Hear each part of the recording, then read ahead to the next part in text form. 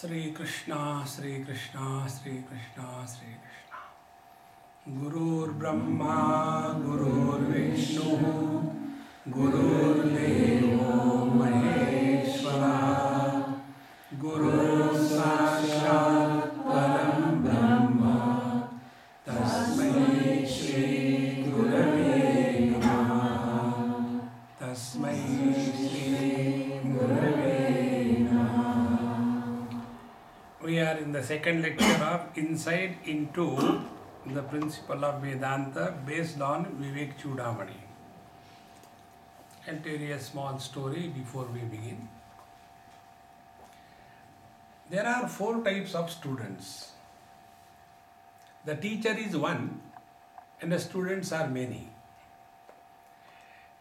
The best among the students, Uttam Adhikari, is the one who understands the import of what the teacher says perfectly and correctly in one go.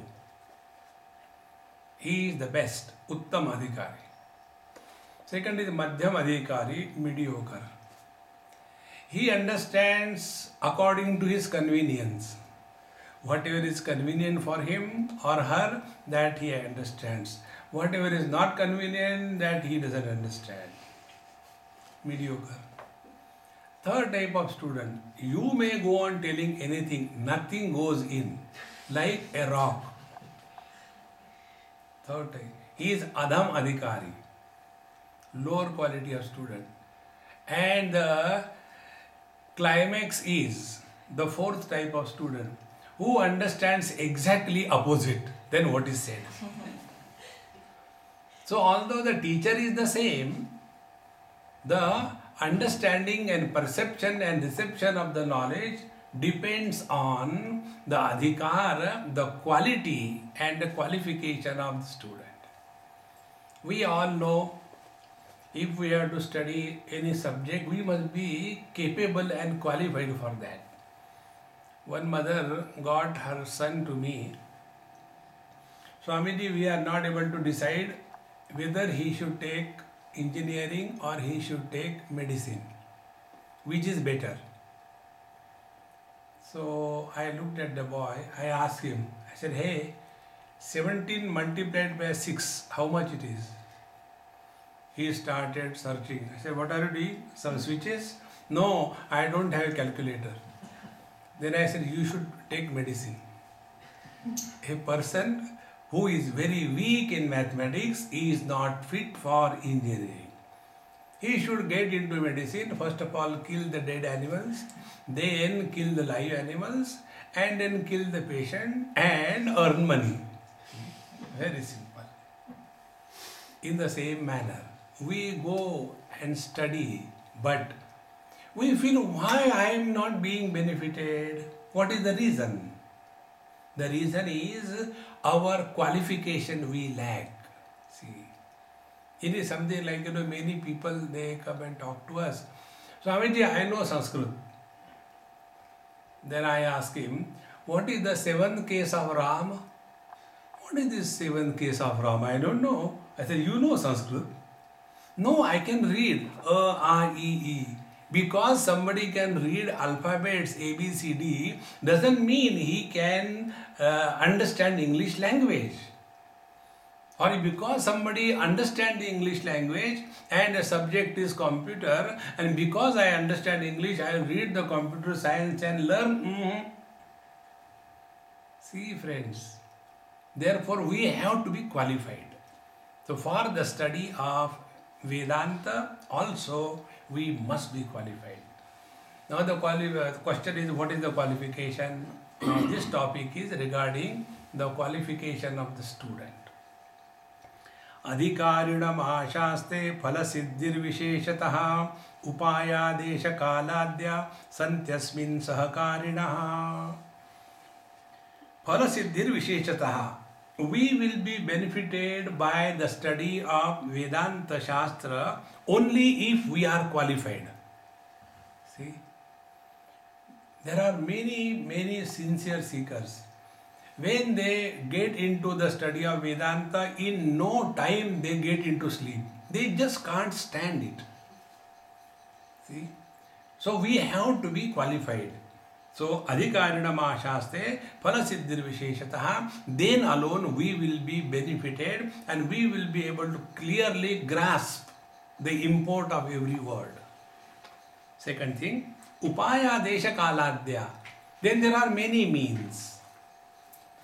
Which place we should stay, there should be comfort, there should be thatch roof, there should be AC, there should be simple food, there should not be pickles achar. These are all secondary.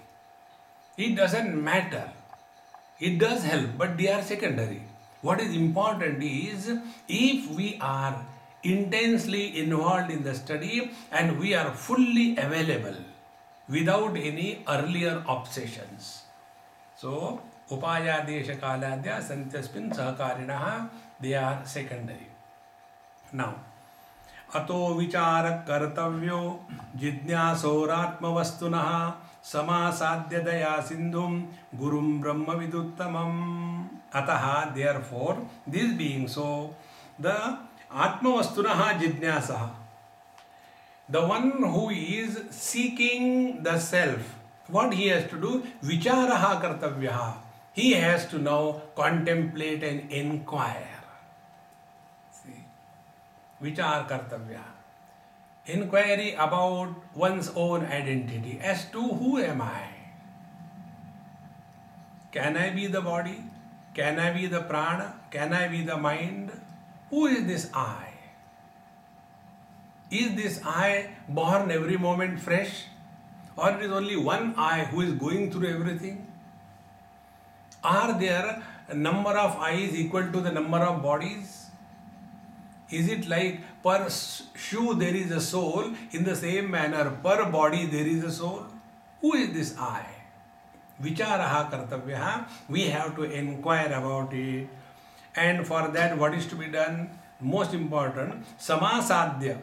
One has to properly approach to whom? Daya sindhum gurum.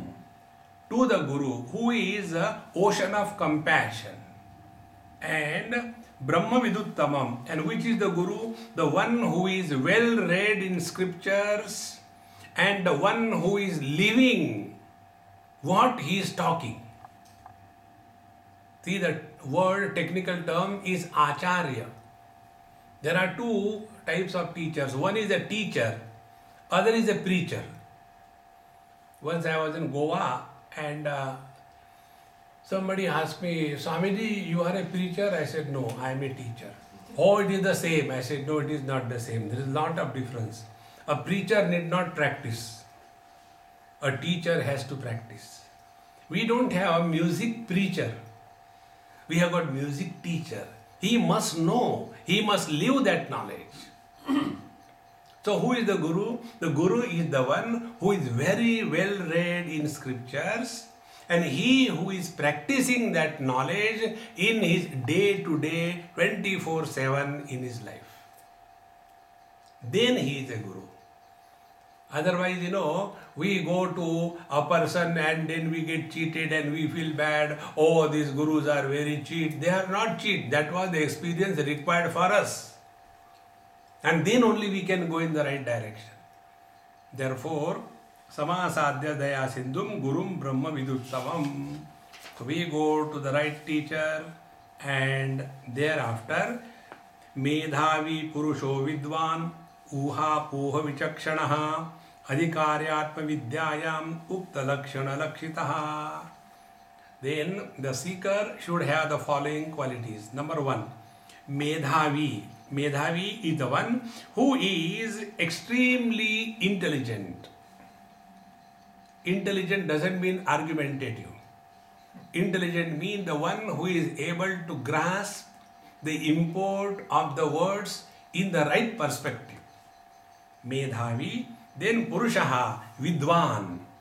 Such a person should be Vidwan. Vidwan means who is very well versed in studies. Then Uha Poha Vichakshanaha. He who is able to interact intelligently in such a manner that a positive meaning is brought out, not the negative meaning. Because our intellect is such a instrument given to us by the Lord that we can destroy ourselves by our own thinking. And we can also help ourselves to get out of the chaos we have created. Therefore, uha poha vichakshanaha, then adhikari atma vidyayam, he is a qualified student for inquiry into the self. See? Therefore, simply leading a mechanical life can never help us. See, I remember many years before, I was sitting somewhere, very depressed. And one elderly person came. He said, "Hey young man, what happened to you? Are you well?" I said, "Yes." "Any problem?" I said, "No." "Then why are you looking like that?" I said, "I am worried." "What worry you have got?" I said, "My worry is why I am born, why I am growing, and is it a formality that I had to complete one day, that everybody dies, therefore I also to die? Is this all life? Is the life only between the womb and the tomb? Or life extends beyond the 2 points known to us? And is this all in life? Ahara nidra bhaya maitunancha. Eat, sleep, keep security, procreate, and one day leave a mess behind and go away? Is this all life? And that used to make me so miserable. Days together, months together. When our mind is no more attracted toward the worldly enchantment and temptations, then alone self-orientation is kindled. See, in the life of Ramakrishna Paramahansa, this story comes.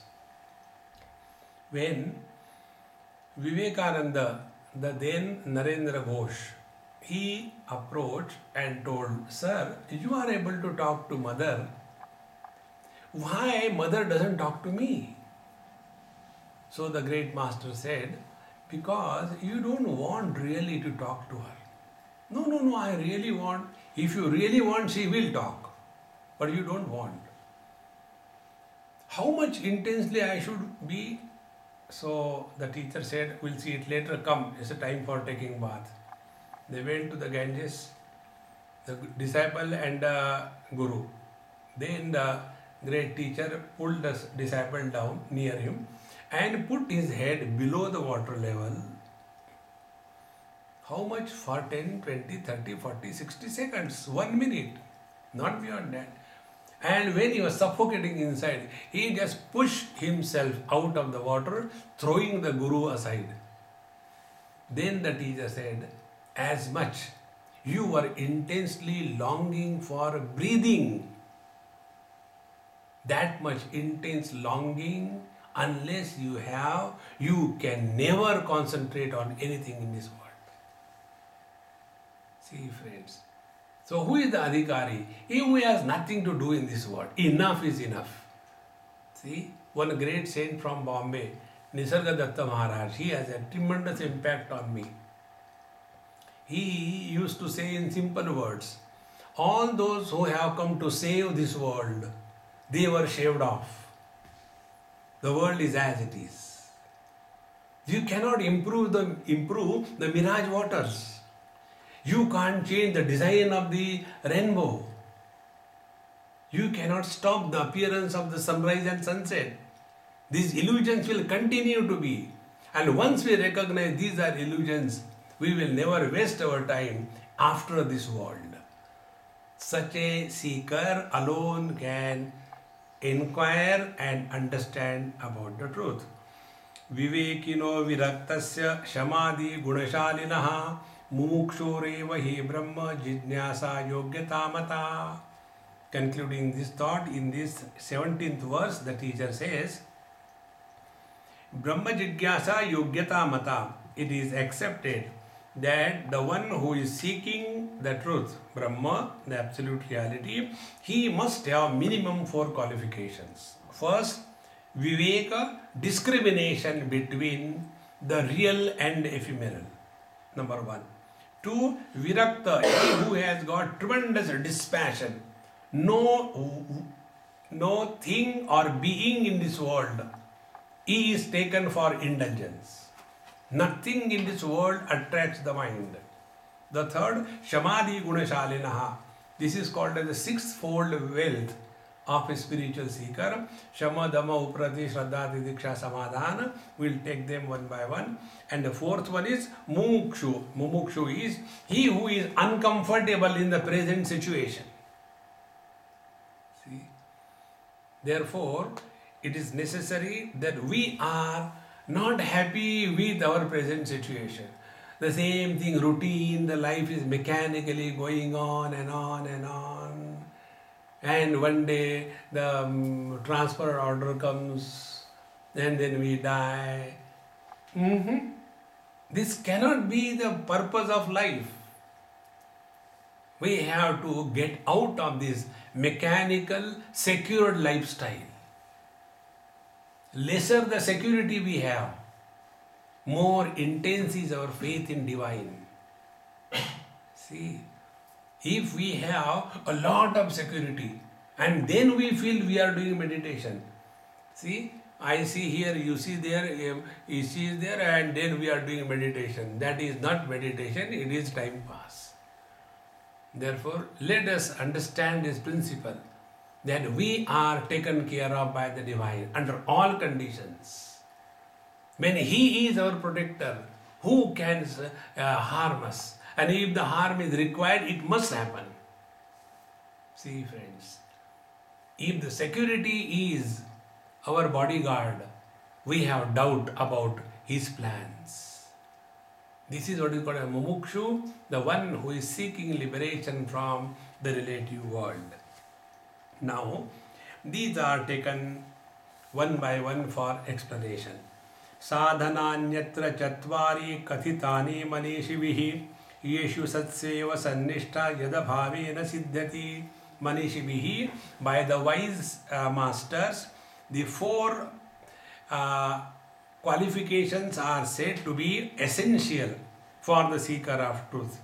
When they are in full bloom, then only we will abide in our essential nature. Yad abhave, if they are not there, to that extent our comprehension of the reality will be doubtful, and such a person puts sincere efforts but in a wrong direction. We come across many seekers wherein they are very sincere and yet wherever they were, they are alone they are. See, what is the reason? The reason is like this. A person walks 10 steps forward, then he walks 10 steps backwards. Then he takes 10 steps right side, then he takes 10 steps left side. Then he takes 10 steps left side and then 10 steps right side. Then 10 steps backward and 10 steps forward and complains. I have been putting so sincere effort, but I am not reaching anywhere. We are cancelling our efforts because of no directional approach. See, friends. And therefore, here the Yeshu Satseva Sannishta, those who have these 4 qualifications, they are bound to abide in the truth without any doubt. And yat abhave na siddhyati. And if we feel there should be some compromise. See, friends, in India there is one big problem, and the problem is called as the problem of reservation quota. See, reservation quota means you may not be qualified, yet you will get admission. You may not be capable, yet you will be occupying a very important position. Now such a person, he is detrimental to himself as well as to the society. This way, reservation categories are not available on the spiritual path. We deserve, then we get it. Not we desire and we get it, no. Therefore, all our spiritual practices remain as a fit instrument. And fitness is at body level, at mind level, at intellect level and at spiritual level. Unless we are fit, we are not qualified for the further progress. Now, the first one, Viveka discrimination, is said, Adau nitya nitya vastu vivekaha pariganyate iha mutra phala bhoga viragaha tadanantaram shamadhi shadaka sampattir mumukshutvam iti sputam. So the first and the most important is nitya anitya vastu vivekaha. Nitya, what is eternal, what is ever present, and what is temporarily appearing. We have to discriminate between the two. Second thing, iha amutra phala bhoga viragaha. The attractions and the temptations of these worldly things should not disturb a seeker of truth. See, friends. And what is that? Be very attentive.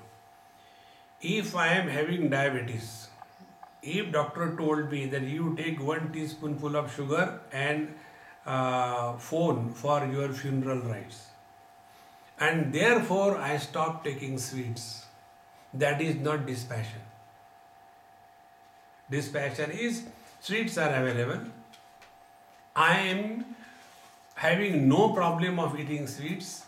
I have got total freedom of eating, and yet no sweet ever attracts me and makes me a slave.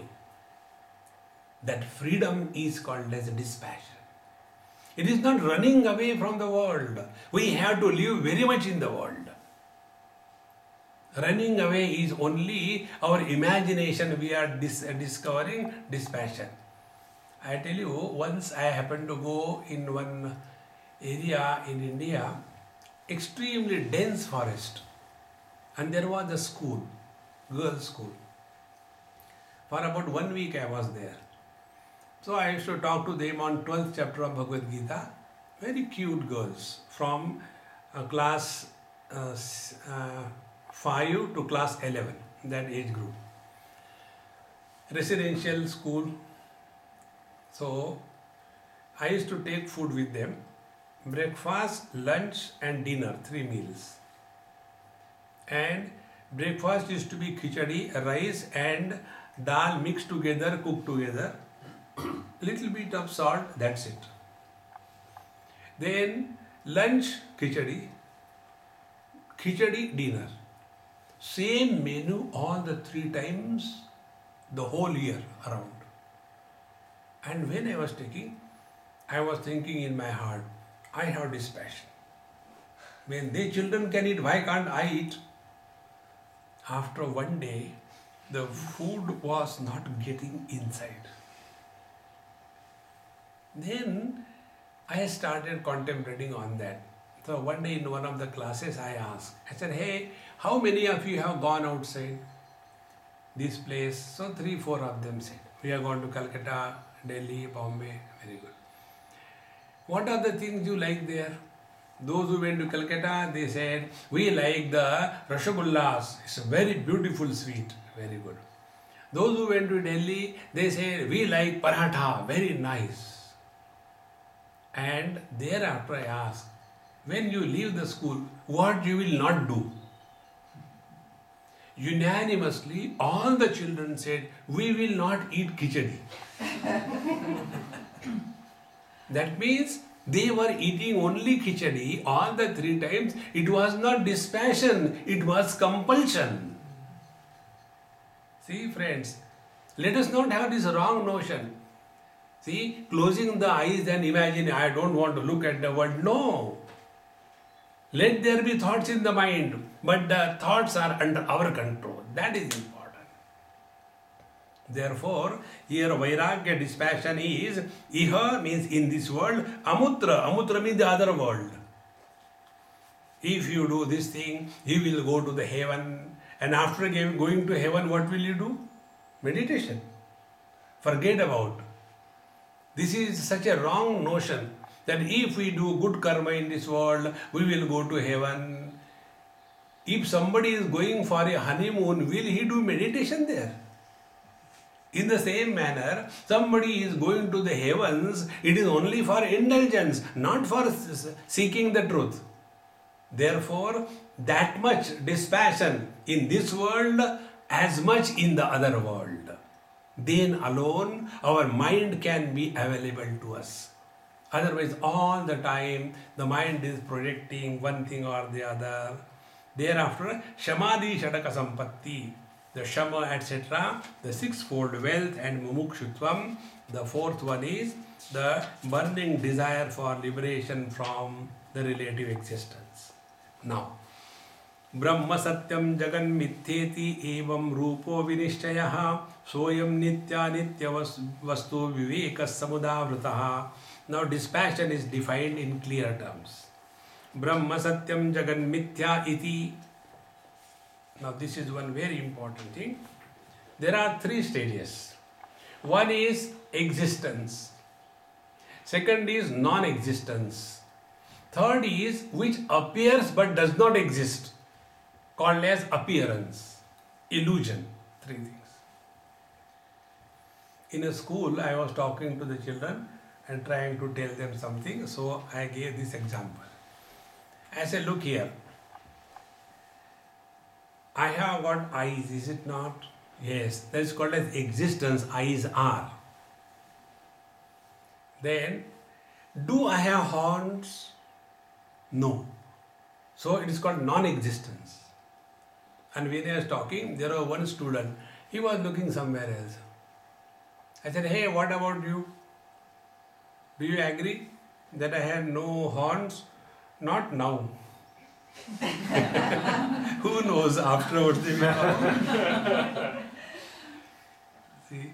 And what is the appearance? Appearance is which appears but which is not. That which appears but which is not is called as illusion. See?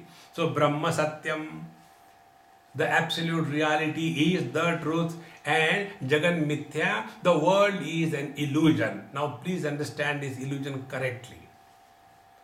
Many people get lost in understanding this illusion. Illusion is that which appears under n number of conditions. If those n number of conditions are not fulfilled, there is no possibility of experience of an illusion. See?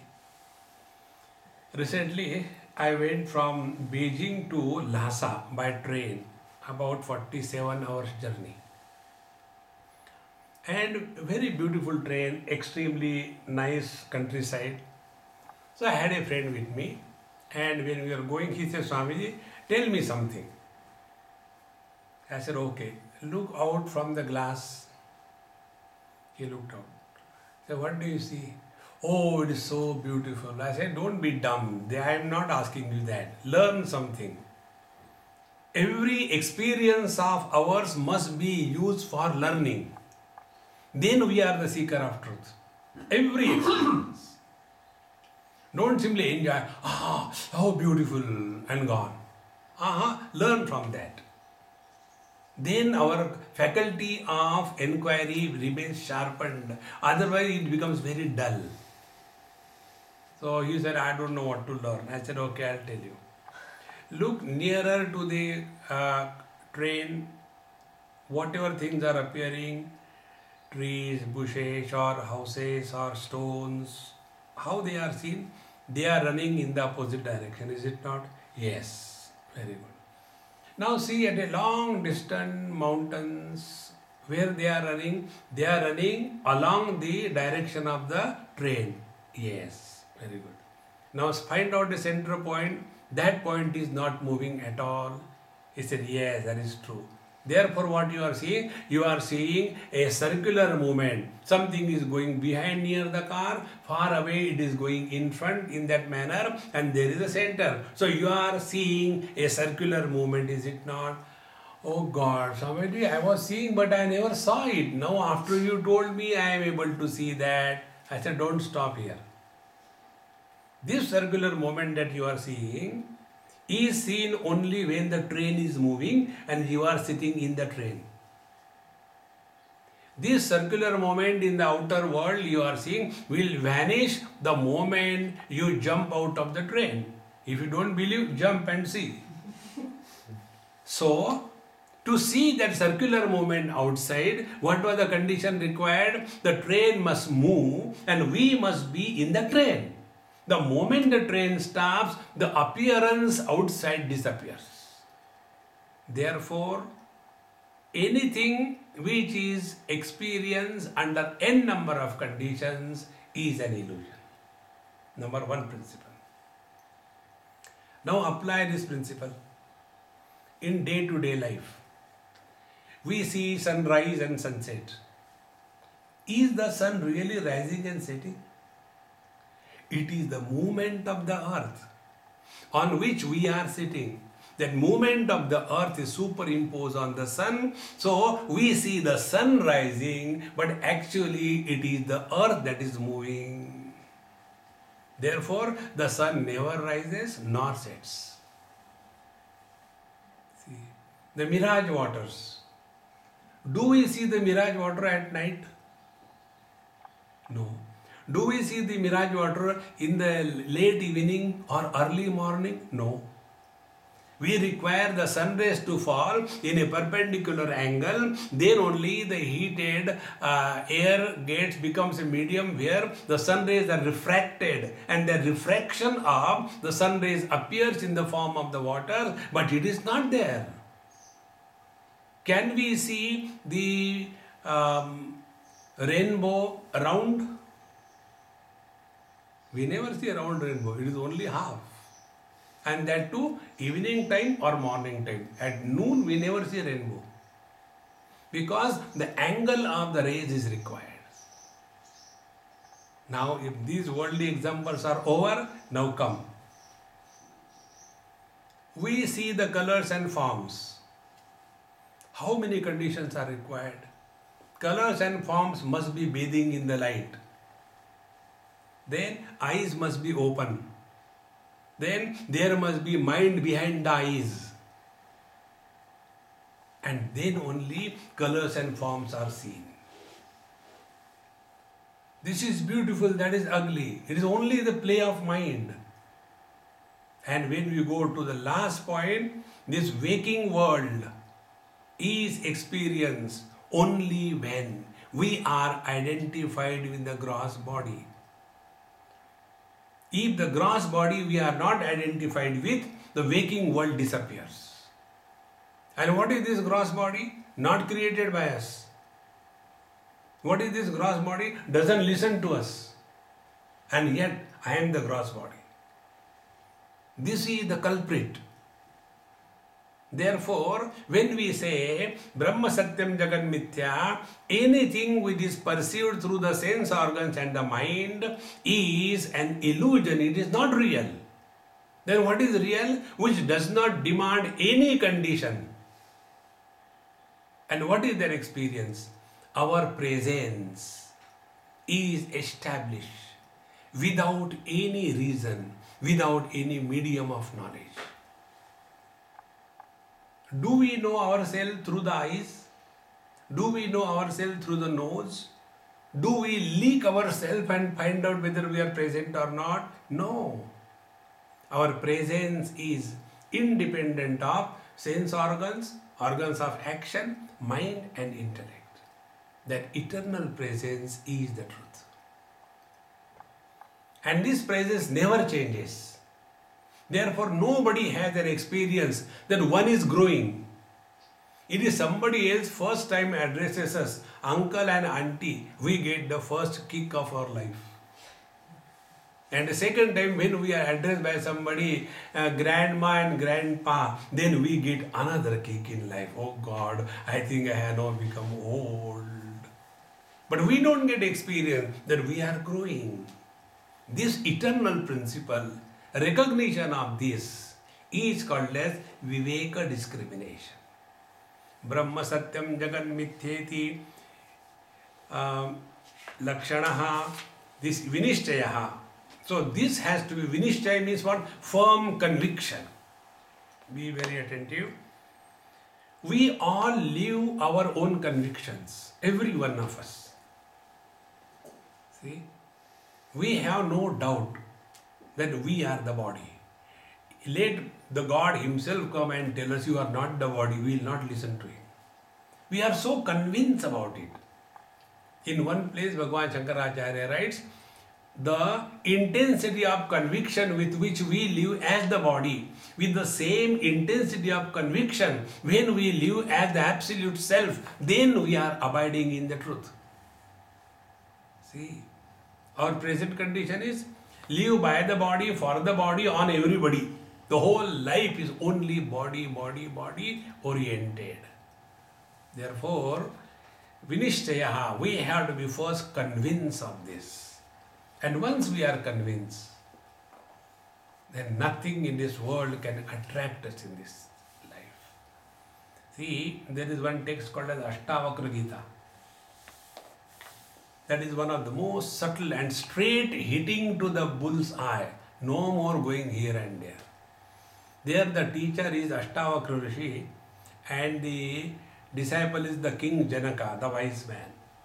So this King Janaka asks about the liberation, and in reply to that the teacher Ashtavakra says, Moksham ichchasi chettata vishayan vishavatyaja kshamar javadayatosha satyam piyushavadbhaja. If you really seeking liberation from the relative world, reject the worldly objects of indulgence and the beings vishavat, like poison. If there is a poison, do we say, keep little poison, we may use sometime, rest we can throw? No. We never preserve the poison for the future period of time. We just discard it once for all. In the same manner, if we really mean business on the spiritual path, we have to be extremely sincere and committed to that. See, then alone, dispassion, see, discrimination matured and fructified is called as dispassion. It is one and the same thing. When dispassion is born out of wisdom, it is steady and it stands the test of time.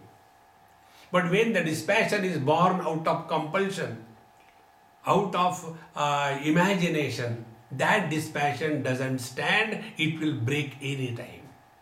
Therefore, first, Brahma Satyam Jagan Mithyeti Evam Rupo Vinishchayaha Soyam Nitya Nitya Vastu Vivekaha Samudavrataha. This is what is called as discrimination between the real and the unreal. Now, the next qualification is dispassion. Tad Vairagyam Jugupsaya Darshana Shravanadibihi Dehadi Brahma Paryante Janitye Bhogavastuni. Dispassion is that Darshana Shravanadibihi Jugupsa. When one is disgusted about any kind of indulgence, Jugupsa means a disgust. See, Santa Gyaneshwar, in his writings, in one place, he gives a very beautiful example. Very dirty but very beautiful example. And the example is, if somebody is extremely thirsty, is dying out of thirst, and he happened to meet someone who has got a huge abscess on his hand, and if that man says, hey, you are dying of thirst, I have nothing else, but my abscess has got a liter of pus, can I give you? You can take that. Will that man ever drink that pus? See the example, you cannot forget this example. Dispassion of this order. Nothing in this world is worth wasting our life. Nothing. And this can come only by discrimination.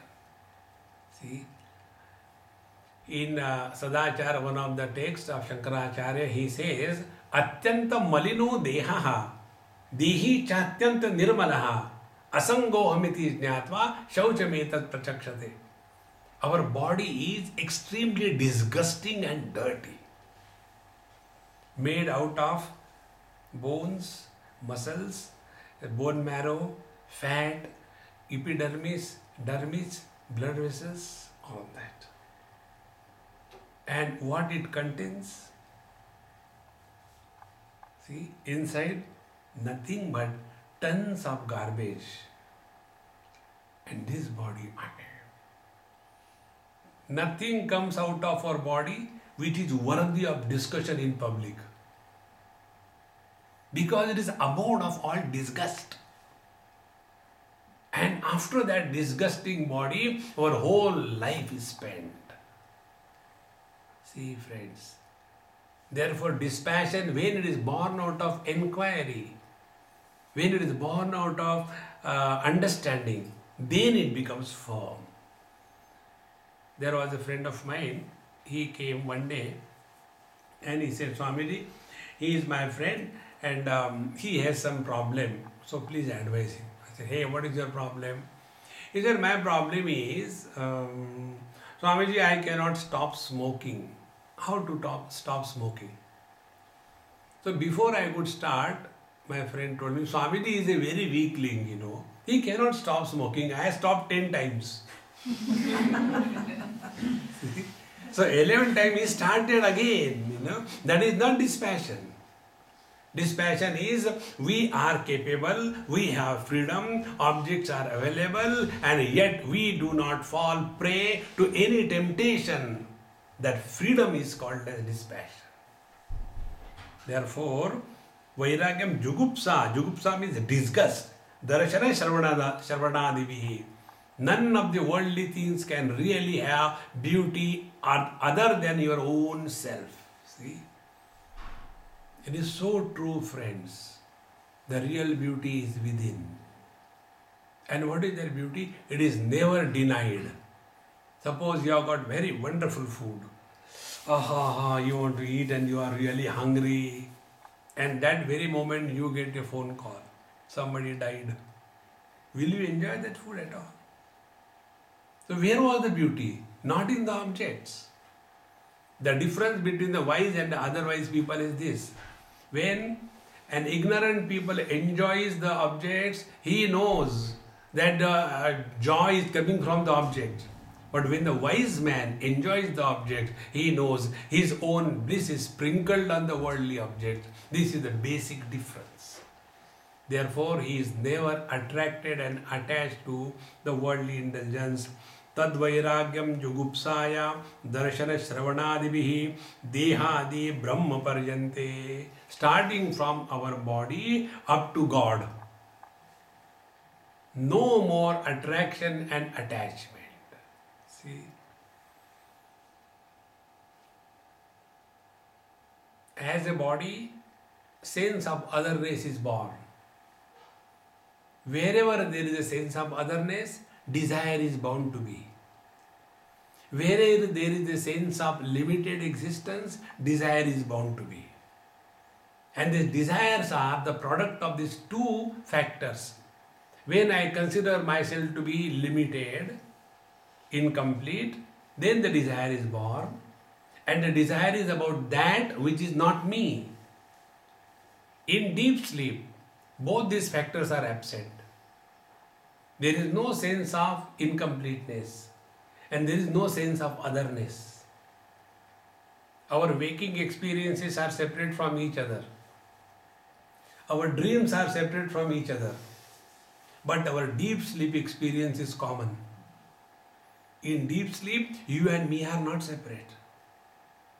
And therefore, there is no desire.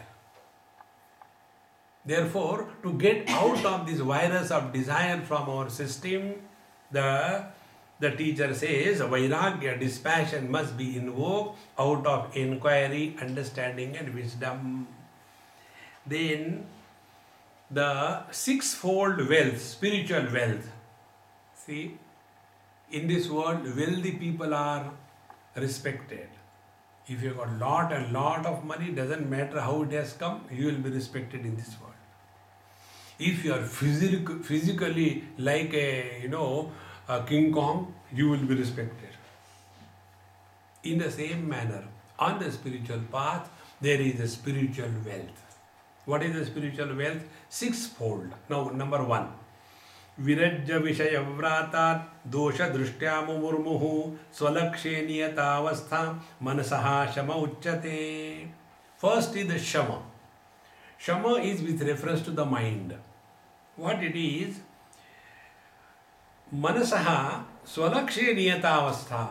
Mind is available to us whenever we want, for whatever length of time we want, without any effort.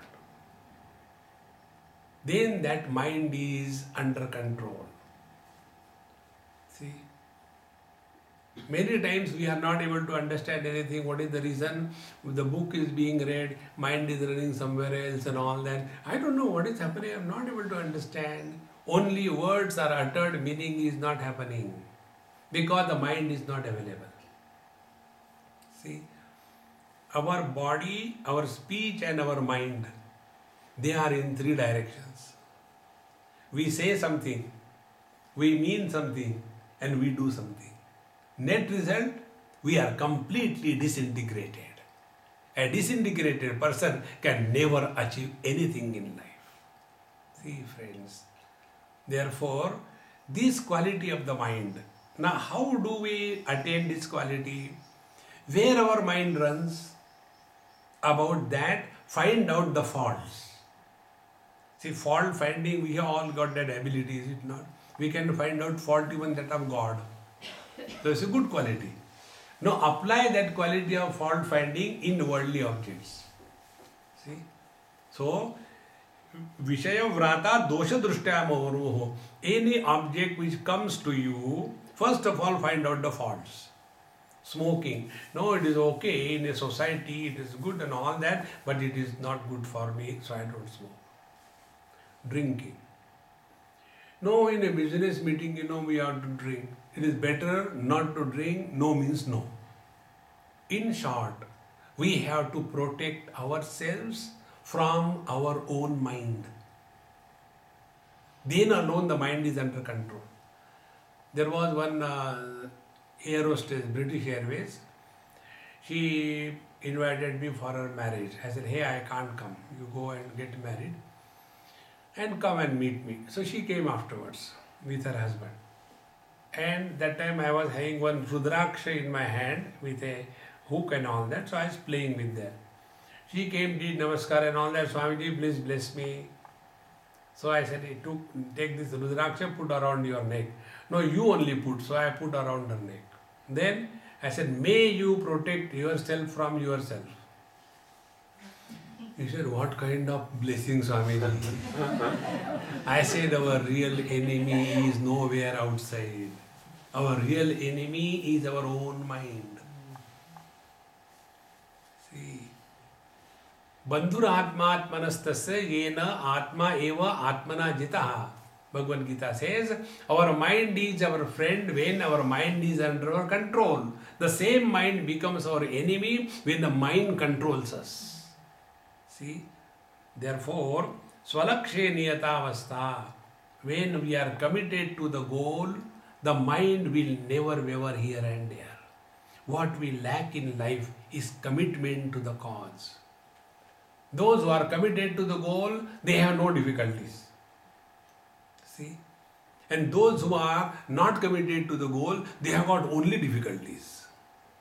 Because commitment we lack. So what is the difficulty? Difficulty is when our attention is taken away from the goal and thereafter whatever appears, that appearance is a difficulty. So this has to be recognized and the mind must be engaged and kept busy. Therefore, to control the mind, what is to be done? Don't try to control the mind. Then engage the mind. Engaged mind is a controlled mind. And how do we engage the mind? One very simple technique. Whatever you are doing, anything, get yourself 100% involved.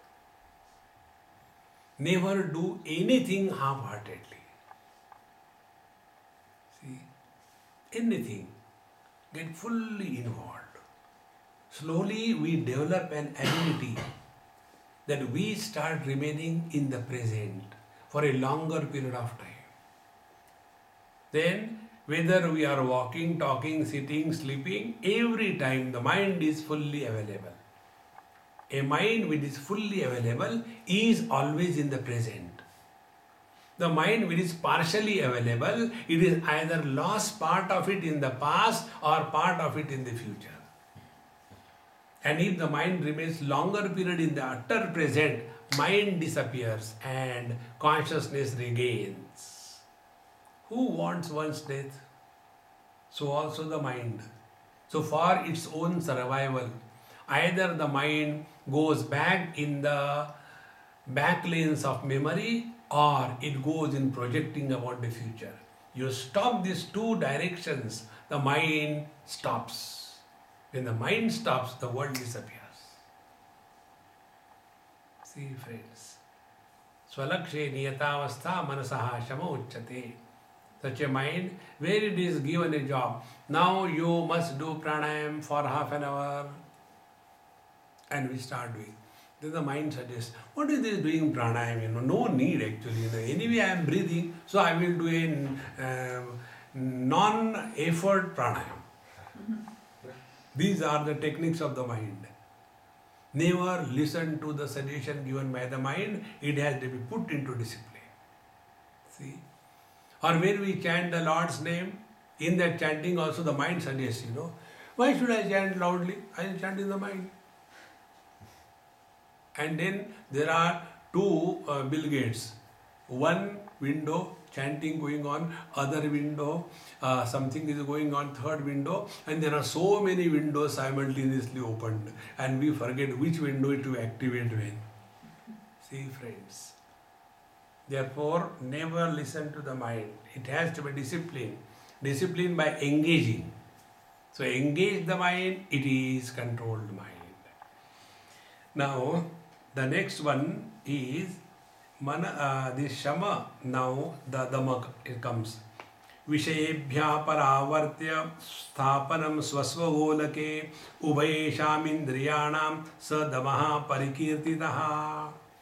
Both the organs of action and organs of perception, they must be drawn back to their own places. See, let the eyes be open, the world be seen, but the eyes do not run after the world. See, one day in India, Vishakhapatnam is a place.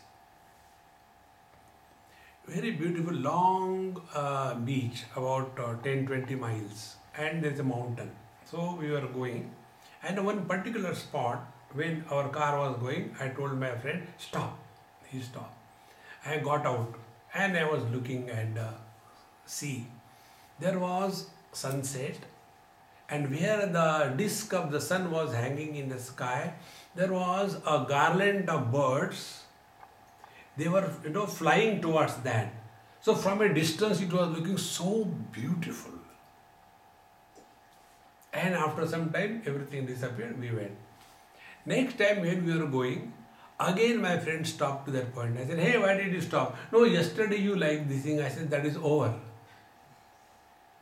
Never repeat anything in this world. Remain fresh. Never create memories. Remain in the utter present. Otherwise, the mind becomes a slave to the same thing again and again. This is how the habits are developed.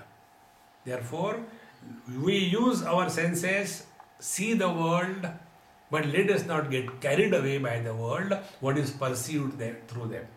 Therefore, ubhayesham indriyanam, both types of organs, organs of action and organs of perception, they are residing in their own places. They don't run away here and there. That self-control with reference to the sense organs and organs of action is called as the second spiritual wealth, dhamma. The third is bahyanalambanam vrittehe uparati uttama esha. Uparati is withdrawal. Withdrawal is what? When the mind is no more thinking and projecting about the worldly things. Mind has got two aspects. One is the healthy aspect, second is the unhealthy aspect. What is the healthy aspect? I see this person and I stop there, no problem is created. I see this person, I don't stop there. Then I start projecting. He is good, he is nice. Then how to use him, what work I can get done through him. Or he is bad, he is useless, he is good for nothing, how to avoid him. So all this second aspect of the mind, which is projection followed after the perception, that is the one which is creating problem in life. If we perceive anything in this world, it doesn't create any problem. See, we see a beautiful flower, see the flower and go ahead. We see the beautiful flower, I think I'll pluck it up and then I'll go and give to somebody. Darling, for you. And the darling said, did you pluck it from my garden? See? So let us understand this principle. Perceive, live very much in this world, but let us not create another world by our own projections. See? This is called as uparati, effortless withdrawal of the mind from the world through education and understanding. Then comes titiksha. Titiksha is what? Sahanam sarva dukkhanam apratikara purvakam chinta vilaparahitam sa titiksha nigadyate. Titiksha is the ability to go through the difficulties of life without complaining and without becoming miserable. Difficulties everybody has in this world. Everybody has difficulties. The only thing is we have to go through them. And when we go through them, let us not create a load on our mind. And in this manner, everyone has to go through these difficulties in life. This titiksha is one of the most positive quality. A person who cannot tolerate little bit of difficulties in life, he can achieve nothing in the world. See? So, sa titiksha nigidate, and the most important is chinta vilaparahitam.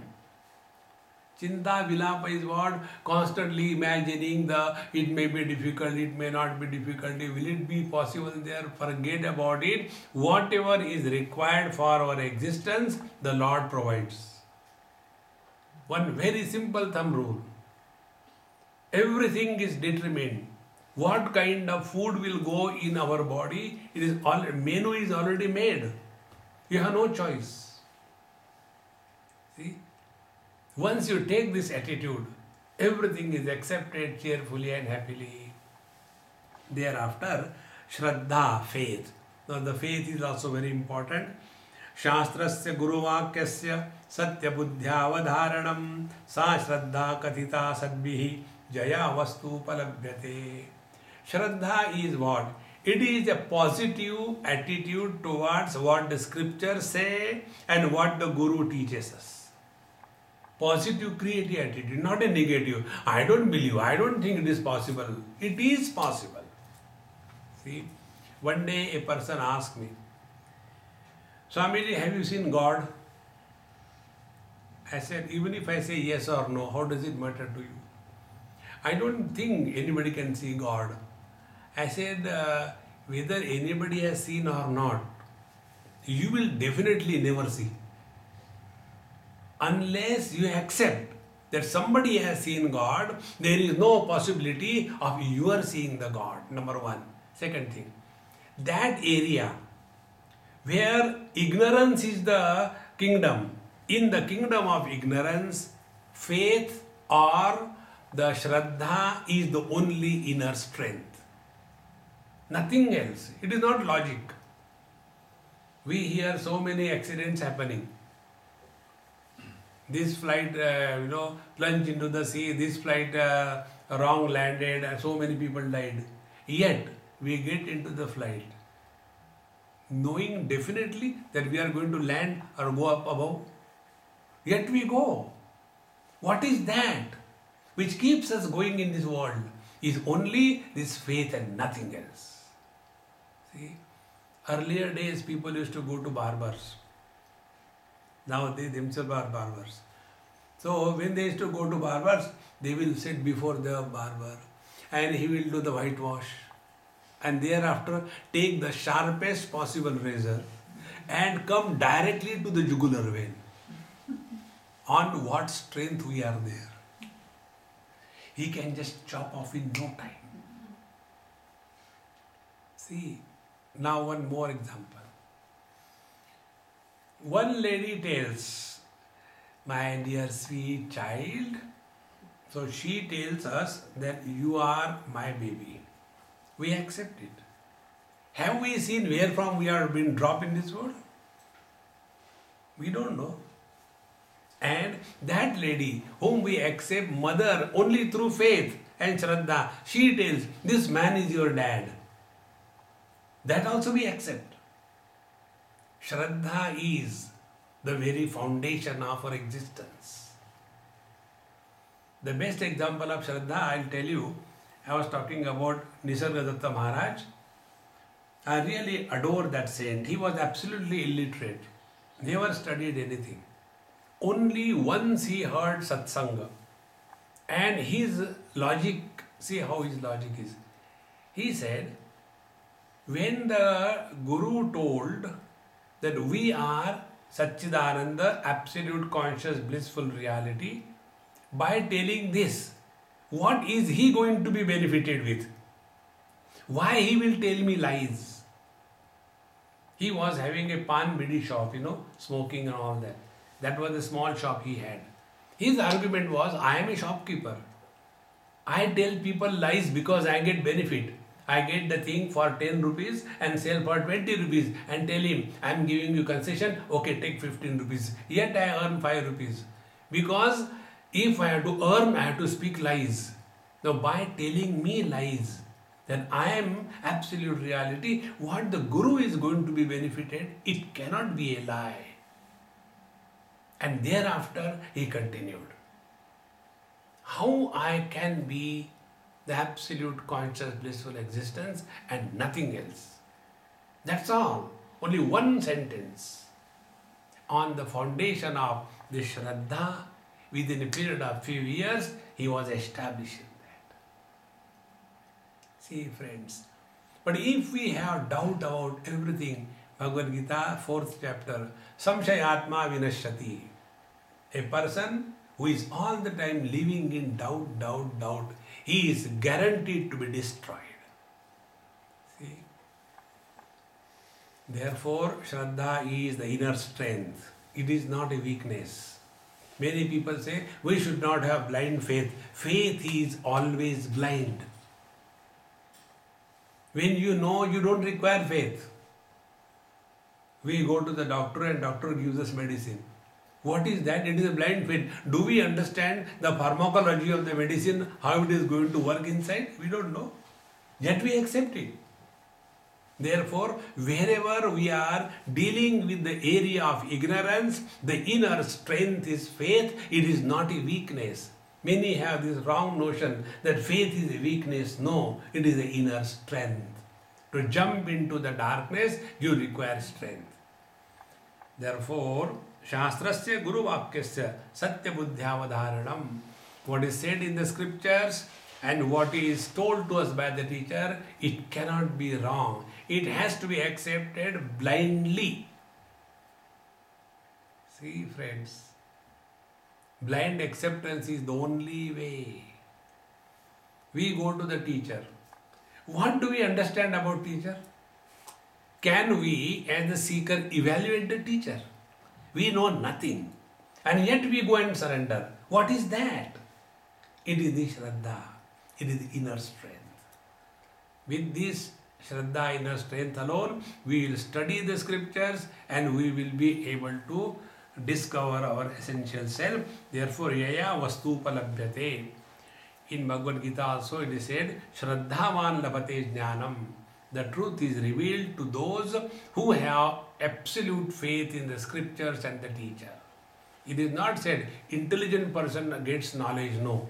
Intelligent person gets doubts, not knowledge. Shraddhavan, the one who is having faith, he alone gets the absolute reality.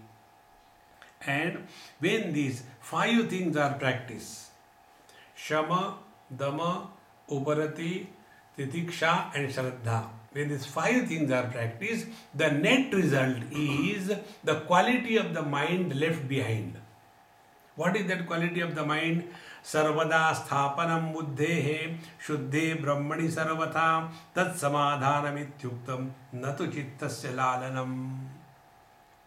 Then when the 5 things are practiced, now the mind or the buddhi or the intellect is ever reveling in the truth.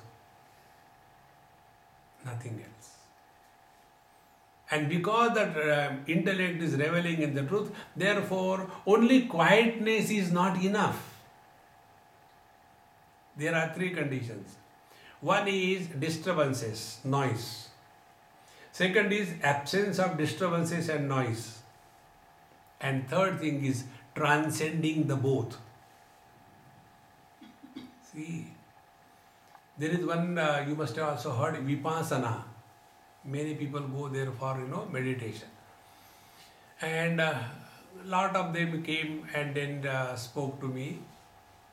Swamiji, when I came from Vipassana, everybody at home is, behaving very funny with me.